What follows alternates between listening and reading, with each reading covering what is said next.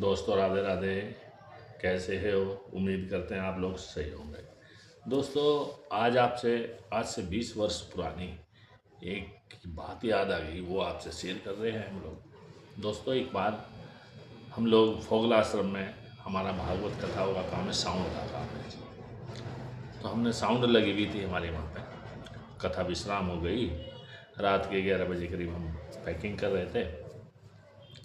Call आया कि हमारे पास हमको साउंड चाहिए आपकी। मैंने कहा मिल जाएगी, कोई दिक्कत नहीं है।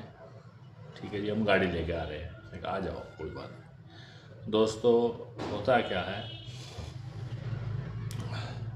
गाड़ी आ गई साहब, हमने उसको लोड कर दिया। लोड करने के बाद मैंने कहा भाई अब चलते हैं। लड़के को हमने एड्रेस लिख के दे दिया जो हमारे साथ में था, भैया इस एड्रेस पे कल आप आ जाना वहाँ पे। ठीक है जी, चल दिए सब। अब होता क्या है, रात को गुरु हम पहुँचे करीब 4 बजे का समय होगा। मेरी आँख खुली तो मैंने देखा एक घाटी। ऐसा लग रहा कि जैसे घाटी में हम लोग आ गए, जैसे पहाड़ है चारों तरफ, रेतीले पहाड़ हैं, नदी है, ये सब ऐसे मेरे को लगा। मैंने देखा बड़े ध्यान से, तो मेरे को भाई यार ये तो ऐसा लग रहा है जैसे चंबल की घाटी में हम लोग आ गए। दोस्तों होता क्या है,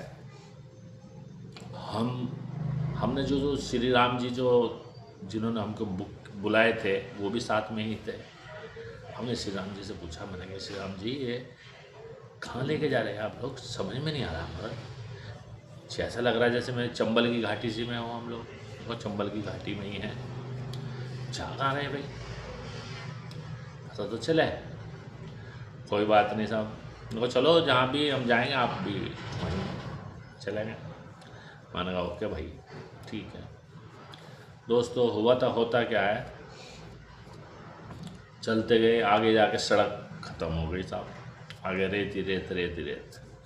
आगे जाके एक गांव पड़ता है साहब। गांव से बाहर एक पीपल का पेड़, पीपल के पेड़ के नीचे 2 तख्त और शामियाने लगे हुए थे। दोस्तों वहाँ जाके गाड़ी उन्होंने खड़ी कर दी साहब। होता क्या है वहाँ पे, मैं कहने लगा भाई गाड़ी यहाँ क्यों खड़ी कर दी?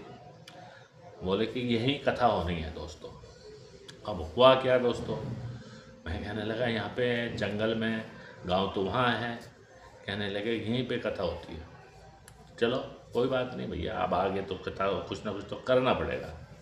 चलो जी कोई बात नहीं, हम फ्रेश वगैरह हो, ये सामान उतार दिया, कथा शुरू हो गई। दोस्तों जैसे कथा विराम हुआ दोस्तों, मैं कहने लगा दोस्तों